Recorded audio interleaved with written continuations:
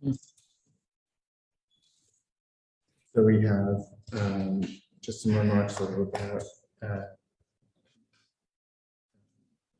the history of Black women in the federal court.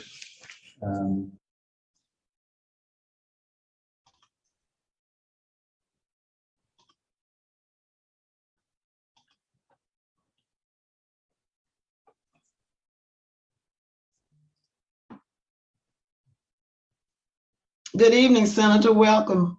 Well, thank you. Very excited to be on. Thanks, everybody. We're excited to have you. Well, thank you. And I get to report on my meeting with Judge Jackson from Thursday, so that'll be good. That is special indeed. Yeah. I hear you've been on a bus lately. On that bus, I had never, of course, I'd been to Selma and the bridge, but I'd never been to the museums, those incredible monuments in Montgomery. So that was so I spent the day and Kim was there. Hi, Kim, doing that. Hi, Kim. Yeah, it was really. I want to say in Kim's hearing, she is a fantastic staffer. She has been a pure joy to work with as we work through all the details. Good.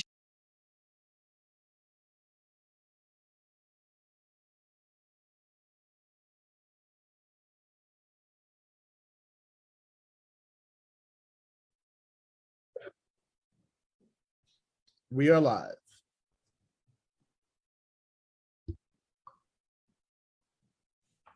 Good evening, everyone. Welcome to Democracy in Peril. From the ballot box to the Supreme Court, we're happy you could join us this evening. And we have some great speakers, and we want to keep this thought in mind. How would my life change if we did not have a democratic form of government? As we watch with horror what's going on in Europe, in the Ukraine, we have to ask ourselves, how would my life change?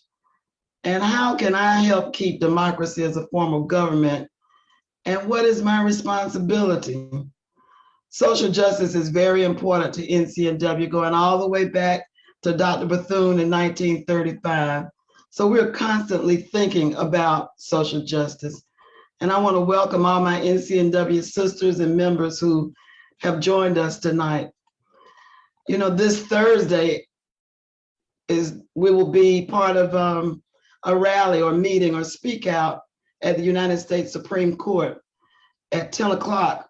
I invite you to join us there, where we're going to speak out in favor of swift confirmation of Judge Ketanji Brown Jackson as the first woman of color, first Black woman to serve on the Supreme Court. And you know, I'm proud of the fact that she's Black. You can't help but be proud. It is historic. But color doesn't tell you everything you need to know about a person. What really, really matters is how superbly suited Judge Jackson is by temperament, by talent, by preparation for this role at this particular time.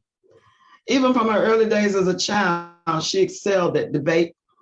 She was president of her class, and that class was 84% white. So leaders come in all colors for all seasons. She's been a leader for her entire life, long before she became a judge. Well, let's get to the business at hand. I want to introduce our first amazing guest of the evening. Senator Amy Klobuchar is the first woman elected to represent the state of Minnesota in the United States Senate. Throughout her public service, she's always embraced the values that she learned as a little girl growing up in Minnesota. Her grandfather worked in the mines, the iron ore mines in northern Minnesota, 1,500 feet below ground, if you can imagine that. He must have been a hard worker with a strong work ethic. Her father, Jim, was a newspaper man, and her mother, Rose, was an elementary school teacher, just like mine was, who continued teaching until she was 70. You know, we think about the things that separate us, but there are a lot of things that bring us together, like being the child of a school teacher, just like Judge Jackson is.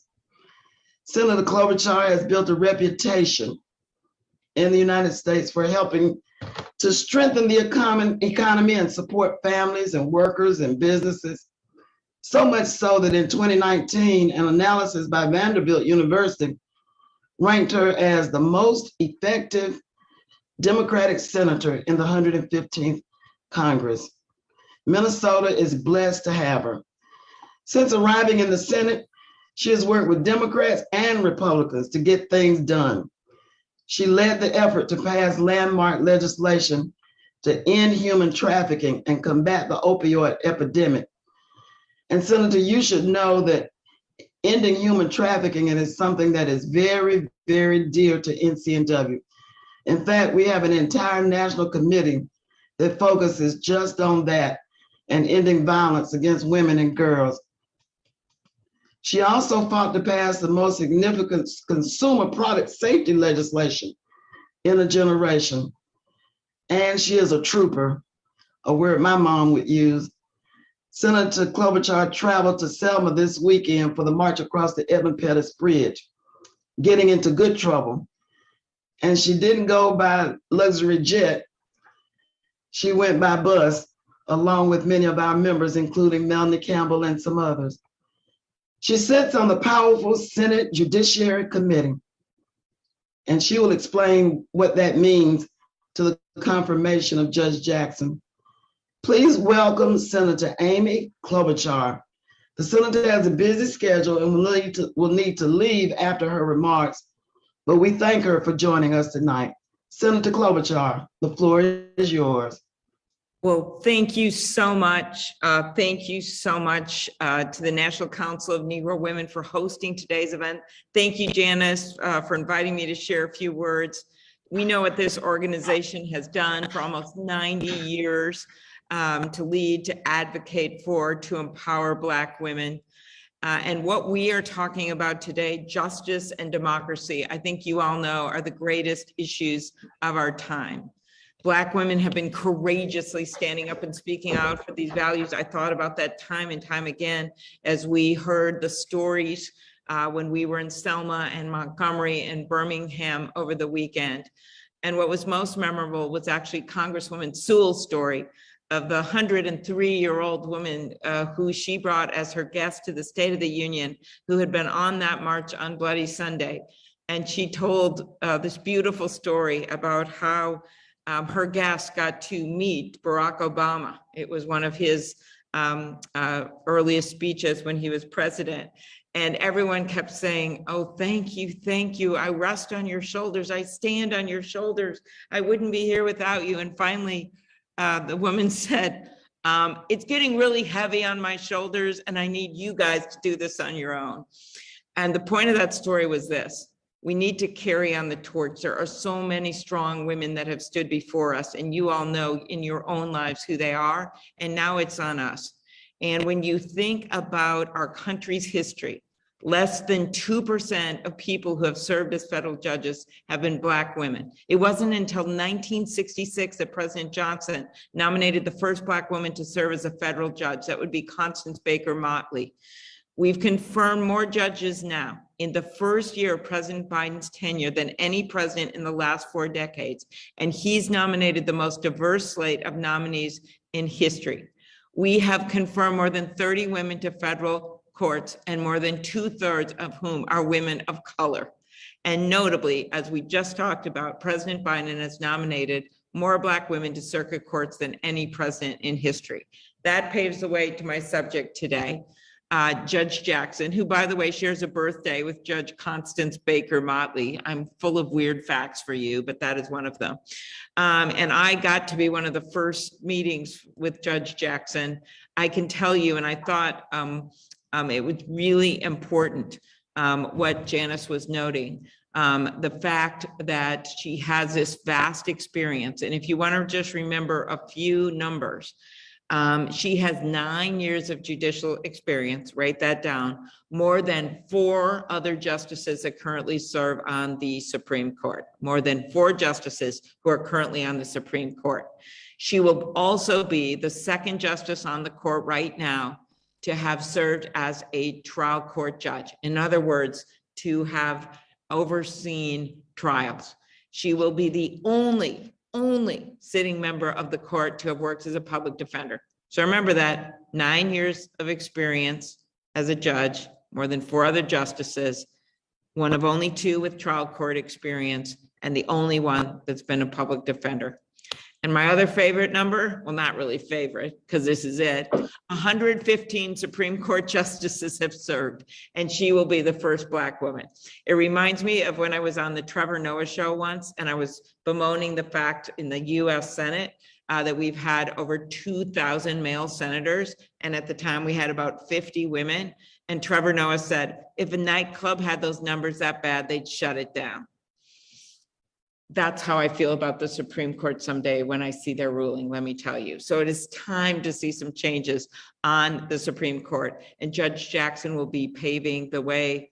After meeting with senators in these 2 weeks, there's going to be hearings at the Judiciary Committee. We'll hear from her. You've all watched that. We'll ask questions. I know she's going to do well because she's done well in all her other hearings and has gotten bipartisan support in her 3 previous nominations. And I believe she will do that again. That doesn't mean everybody. That just means we will have some Republicans who are willing to do the right thing and vote for her.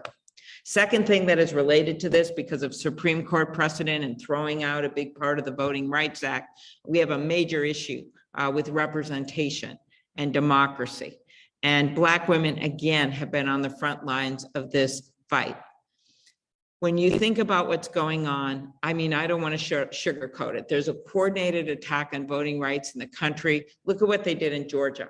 So Reverend Warnock, who we adore here, now Senator Reverend Warnock, Senator Ossoff, they won in a runoff. Guess what?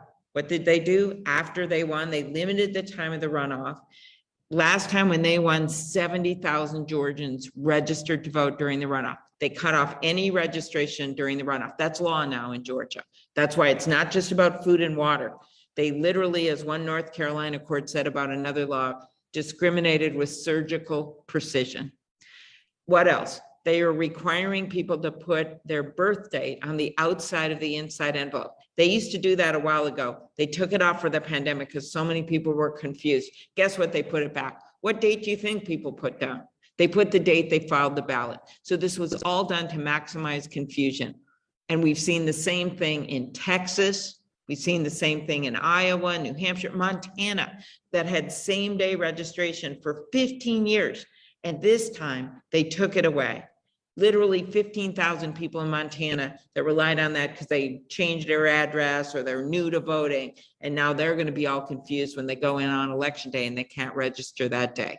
Why? Well, my colleague, Senator Warnock, said it best when he said this: some people don't want some people to vote. That's not how it's supposed to work in America. So we took the Senate on the road, did the first field hearing in decades in Georgia with Reverend Warnock. We got all the information we needed. We took it back. We got the For the People Act through the committee, and then spent all summer negotiating the Freedom to Vote Act, a bill that I lead. Every Democrat, including Manchin, signed up on it. But then, of course, we couldn't get over the filibuster and the Republican blockage of allowing that vote to go forward on the bill. They were afraid of having the vote. We combined the bill with the John Lewis bill. They were afraid of having that vote. Together, separate. I look at it this way. As Dr. Martin Luther King Jr. has said, we must accept finite disappointment, but never lose infinite hope. This is what's coming on going forward. One, we shed one big spotlight on what's been going on. It's not just Georgia, it's a nationwide effort to suppress the vote. So people are much more educated on what's going on.